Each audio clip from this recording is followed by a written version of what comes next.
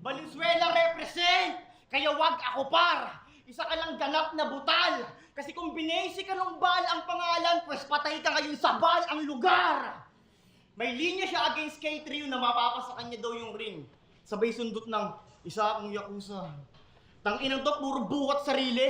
Isipin nyo nga po ng maigi na kung paano babagay sa'yo yung ring, di ba yung mga yakuza kulang daliri.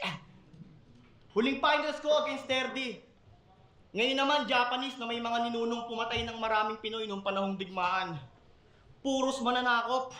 Same story, kinang-ina, natapat na naman ako sa umuubos ng Tagalog. Kaya nga yung DVD collections ko ng Filipino version ng Slam Dunk, Dragon Ball, One Piece, lahat yon inipon ko. Nagmarathon na mga series hanggang dumating sa puntong to.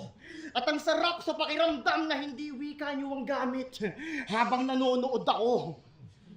Pero kung tutuusin, Hindi lang talaga nagla-landing yung mga ano ni Nego G, sayang.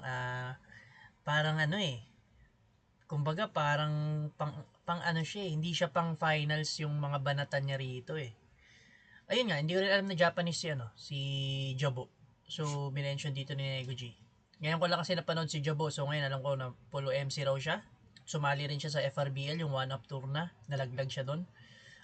Tapos itong siya, Japanese. Tapos binanat ni Nego G yung mga anime na anime na may Tagalog dub. Tapos hindi raw language nila yung ginagamit habang pinapanood niya to. Parang hindi lang siya pang finals na banatan Sayang, pero tuloy natin.